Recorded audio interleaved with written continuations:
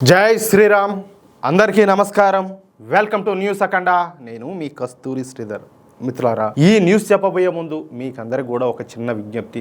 మన న్యూస్ అఖండ ఛానల్ నిర్వహణకు, అలాగే మన ఛానల్ మరింతగా బలోపేతం చేయడానికి నెలలో ఒక్కసారి మీ శక్తి మేరకు, అది ఎంత చిన్న మొత్తమైనా కూడా ఆర్థిక సహకారం అందించి మన ఛానల్కు అండగా నిలవాలని చెప్పేసి మిమ్మల్ని అందరినీ కూడా కోరుకుంటున్నాను. ప్రతిసారి నేను అడుగుతానే ఉండా, చాలా సందర్భాల్లో అడుగుతానే ఉండా, కానీ అతి కొద్ది మంది మాత్రమే స్పందిస్తారు. ఇక్కడ ఒక విషయం ఏంటంటే, మన దేశానికి మన ధర్మానికి వ్యతిరేకులైన వాళ్ళు మనకు వ్యతిరేకంగా ఎన్నో కార్యక్రమాలు చేస్తారు. తెలుసు కదా, మన వార్తల్లోనే మనం ఎన్నో చెప్పుకుంటూ ఉంటాం. అలాంటి వాళ్ళకు డబ్బులు కావాలంటే మన దేశంలోనే కాదు, విదేశాల నుంచి కూడా ముబ్బడగా వచ్చి పడతా ఉంటాయి నిధులన్నీ కూడా. వాడు ఎవడైనా సరే, కానీ మన దేశం కోసం, ధర్మం కోసం, ఒక మంచి పనికి అయ్యా మీ శక్తి మేరకు ఏదో ఒక చిన్న మొత్తాన్ని సాయం చేయమంటే చాలా మందికి మనసు రావడం లేదు. అవకాశం లేకపోతే సరే, అవకాశం ఉండి కూడా కొంతమందికి మనసు ఒప్పడం లేదు. దయచేసి ప్రతి ఒక్కరు కూడా పెద్ద మనసుతో ఆలోచన చేసి మన ఛానల్కు మీ శక్తి మేర ఆర్థిక సహకారం అందించాలని చెప్పేసి ప్రతి ఒక్కరిని కూడా పేరు పేరున కోరుకుంటున్నాను. ఈ స్క్రీన్ మీద వచ్చేసి క్యూఆర్ కోడ్ ఉంటుంది, దాన్ని స్కాన్ చేసినా డబ్బులు పంపించవచ్చు. అలాగే కింద వచ్చేసి గూగుల్ పే, పేటిఎం నెంబర్ ఉన్నాయన్నమాట, వాటి ద్వారా అయినా పంపించవచ్చు. మంది ఫోన్ పే నెంబర్ పనిచేయడం లేదు. ఒకవేళ మీకు ఏదైనా ఫోన్ పే నెంబర్ కావాలంటే అదే నెంబర్కు వాట్సాప్ పనిచేస్తుంది. వాట్సాప్ లో నాకు ఒక్కసారి మెసేజ్ చేయండి. మీరు ఏ నెంబర్కు ఫోన్ పే చేయాలో నేను నెంబర్ ఇస్తా, ఓకేనా? అలాగే కింద కామెంట్ బాక్స్ లో అకౌంట్ డీటెయిల్స్ కూడా ఉంటాయి. దయచేసి ప్రతి ఒక్కరు కూడా సపోర్ట్ చేయండి. సరే, ఇక న్యూస్ విషయానికి వస్తే, భారతదేశ మకుటంలో ఒక వజ్రంలాగా మెరిసిపోయేటటువంటి ప్రాంతం ఏదైనా ఉండదంటే అది మన లడఖ్ అన్నమాట. ఈ అద్భుతమైనటువంటి ప్రాంతాన్ని అందరూ కూడా లిటిల్ టిబెట్ అని చెప్పేసి పిలుస్తూ ఉంటారు. లడఖ్ అంటే కేవలం మంచుకొండలు మాత్రమే కాదు, అది మన భారతీయ సంస్కృతికి, చరిత్రకు ఒక సజీవ సాక్ష్యం అన్నమాట. అక్టోబర్ 31, 2019లో నరేంద్ర మోడీ గారు తీసుకున్నటువంటి ఆ ఒక్క సాహసోపేతమైనటువంటి నిర్ణయం వల్ల లడఖ్ ఒక కేంద్ర పాలిత ప్రాంతంగా మారి ఈ రోజు అభివృద్ధి పదంలో దూసుకుపోతుంది. అంతకుముందు దశాబ్దాల కాలం పాటు జమ్మూ కాశ్మీర్ రాష్ట్రంలో భాగంగా ఉండి వివక్షకు గురైనటువంటి ఈ ప్రాంతం ఇప్పుడు మన మోడీ గారి హయాంలో తనకంటూ ఒక ప్రత్యేకమైనటువంటి గుర్తింపును అయితే సంపాదించుకునింది.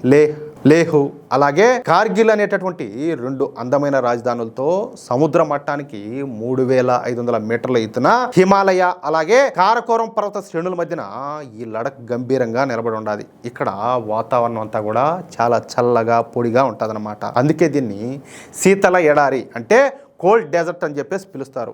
ఇక్కడ శీతాకాలంలో చలి ఎంత ఉంటుందో తెలిసిన మీకు, ఉష్ణోగ్రతలు అయితే ఏకంగా -30 డిగ్రీల సెంటిగ్రేడ్ వరకు పడిపోతాయి అన్నమాట. అటువంటి గడ్డగట్టే చలిలో కూడా మన భారత సైనికులు దేశం కోసం అక్కడ కాపలా కాస్తా ఉంటే, అక్కడ ఉన్నటువంటి ప్రజలు తమ ఏకాంత పర్వత సౌందర్యాన్ని కాపాడుకుంటున్నారు. లడఖ్ అంటే ఆధ్యాత్మికతకు నిలయం అన్నమాట. హెమిసు, తిక్సే, డిస్కిట్ అలాగే ఆల్చి వంటి ప్రసిద్ధ బౌద్ధ మఠాలు ఇక్కడ శాంతికి చిహ్నాలుగా కనిపిస్తాయన్నమాట. ఇక్కడ మరొక విశేషం ఏంటంటే, పాంగాంగ్ సరస్సు నీటి రంగులు మారేటటువంటి తీరు చూస్తా ఉంటే ప్రకృతి అంతా కూడా పరవశించిపోతుంది. ఇక ఇక్కడ ఒక వింత ఉన్నదన్నమాట, అదే మ్యాగ్నెటిక్ హిల్. వాహనం ఏదైనా ఇంజిన్ ఆపేసినా కూడా పర్వతం పైకి వెళ్తా ఉన్నట్టు అనిపిస్తుంది అనమాట. ఇది ఒక ఆప్టికల్ ఇల్యూషన్ అయినప్పటికీ కూడా చూసే వాళ్ళకి మాత్రం ఒక అద్భుతం లాగా అనిపిస్తుంది. ఇక లడఖ్ ప్రజలు ఎక్కువగా టిబెటన్ బౌద్ధ మతాన్ని అనుసరిస్తారనమాట. వాళ్ళ పండుగలు, ముఖ్యంగా హోమిస్ ఫెస్టివల్ చూస్తా ఉంటే మన భారతీయ సంస్కృతి ఎంత గొప్పదో అర్థమవుతుంది. ఈ రంగురంగుల ముసుగులన్నీ కూడా ధరించి వాళ్ళు చేసేటటువంటి నృత్యాలు పర్యాటకులను కట్టిపడేస్తాయి. ఇక లడఖ్ రాజధాని అయినటువంటి లేహ్ విషయానికి వద్దాం. ఈ లేహ్ పట్టణం సముద్ర మట్టానికి సుమారుగా 11,500 అడుగుల ఎత్తులో ఉంటుందన్నమాట. ఒకప్పుడు ఇది టిబెట్, భారత్ అలాగే మధ్య ఆసియా దేశాల మధ్యన వాణిజ్యానికి పెద్ద అడ్డాగా ఉంటా ఉన్నది. కానీ కాలక్రమేణా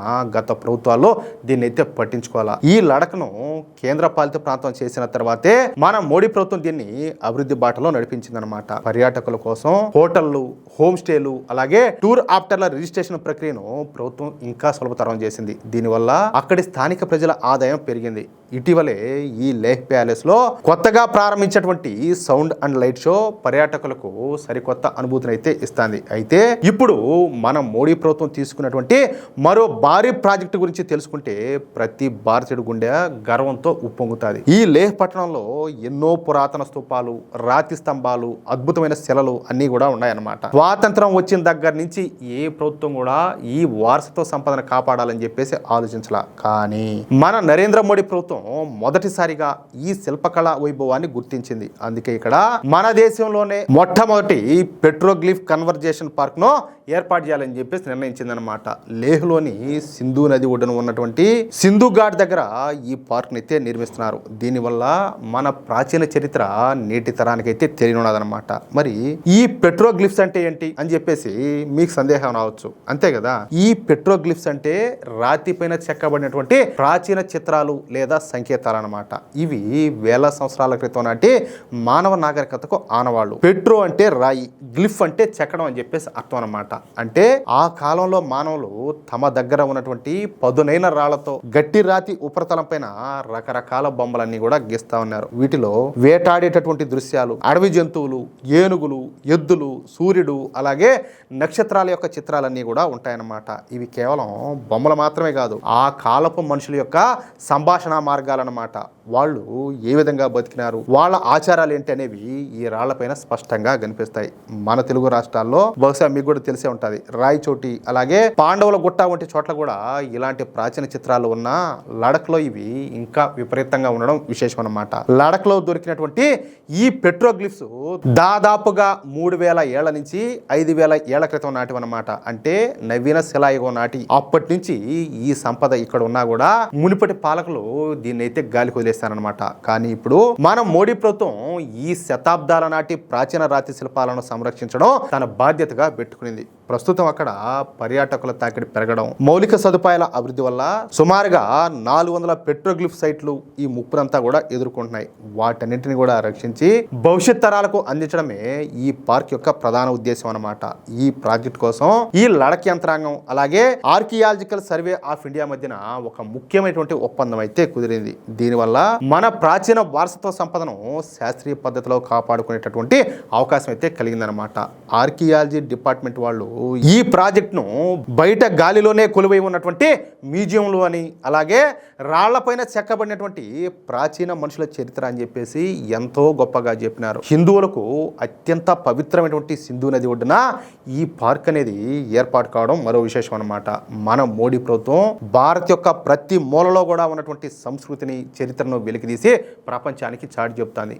భారతదేశంలోని ఈ మొట్టమొదటి ప్రయత్నం మన ప్రాచీన చరిత్రను కాపాడడంలో కీలక పాత్ర పోషిస్తుంది అనడంలో ఎటువంటి సందేహం కూడా లేదు. గతంలో పాలకులు పట్టించుకోకపోవడం వల్ల మనం ఎంతో చరిత్రను కోల్పోయినాం. కానీ ఇప్పుడు పరిస్థితులన్నీ కూడా పూర్తిగా మారిపోయినాయి. మన సంస్కృతిని గౌరవించేటటువంటి ప్రభుత్వం మనకున్నది. మిత్రులారా, మన మోడీ ప్రభుత్వం లడఖ్లో ఎంతటి అద్భుతాన్ని నిర్మిస్తుందో చూసినారు కదా. ఇది కేవలం ఒక పార్క్ మాత్రమే కాదు, అది మన పూర్వీకుల యొక్క నాగరికతకి ఇచ్చేటటువంటి గౌరవం అన్నమాట. వేల సంవత్సరాల క్రితం మన దేశంలో మానవ నాగరికత ఎంత ఉన్నతంగా ఉండదో చెప్పడానికి ఇదే నిదర్శనం. ఈ వీడియో గనక మీకు నచ్చినట్లయితే వెంటనే ఈ వీడియోని లైక్ చేసి మీ మిత్రులకు, మీ శ్రేయోభిలాషులకు, అలాగే మీరు ఉన్నటువంటి వాట్సాప్ గ్రూప్లోను, ఫేస్బుక్ గ్రూప్లోను తప్పనిసరిగా ఈ వీడియోని షేర్ చేయండి. అలాగే ఈ వీడియోకు సంబంధించి మీ యొక్క అమూల్యమైనటువంటి అభిప్రాయాలను తప్పనిసరిగా కామెంట్ రూపంలో తెలియజేయండి. ఇంకో విషయం ఏంటంటే, ఇంతవరకు మీరు గనుక మన ఛానల్ను సబ్స్క్రైబ్ చేసుకున్నట్లయితే ప్రతి ఒక్కరు కూడా మన ఛానల్ను సబ్స్క్రైబ్ చేసుకోండి, సపోర్ట్ చేయండి ప్లీజ్. జై శ్రీరామ్, జై హింద్, భారత్ మాతాకి జై.